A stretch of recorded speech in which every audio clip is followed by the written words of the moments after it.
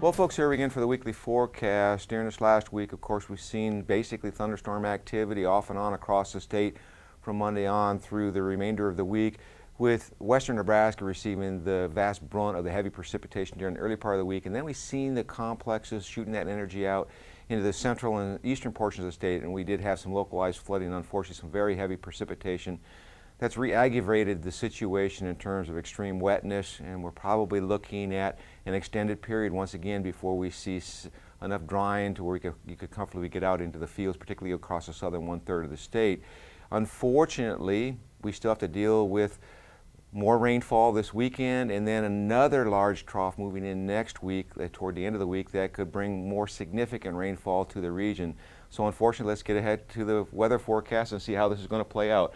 I'll draw your attention to the upper air low that's sitting over the western United States. That's been responsible for shooting out the energy into our region and carrying the daily thunderstorm chances essentially for the last 4 days. That is expected to continue as we go through this weekend, with thunderstorms once again that broke out last night, exiting the eastern part of the state this morning. Then we'll see redevelopment in the western part of the state during the afternoon and evening hours.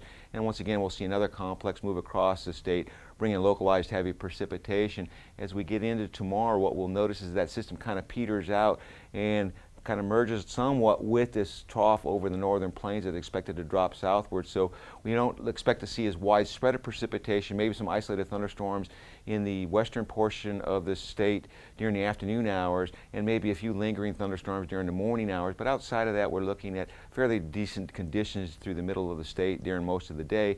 And by Monday, what we're going to notice is a trough digging into the Great Lakes, and that's going to push some cooler air, try to at the surface through northern Nebraska, and possibly generate some thunderstorm activity, with the most likely area situated once again in western Nebraska as we get some upslope flow pushing against the Rocky Mountains and generating thunderstorm activity.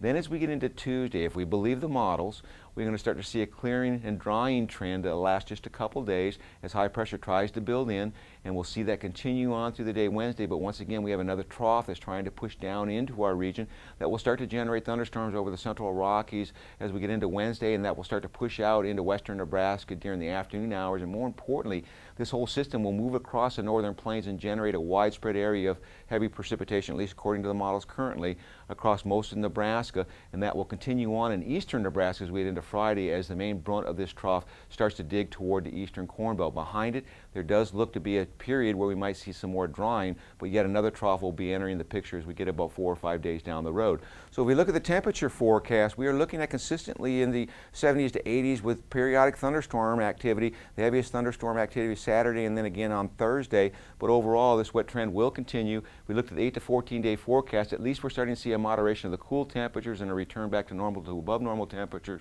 west of us. And in terms of precipitation, we get more close to normal precipitation instead of above normal that we've seen in the past month.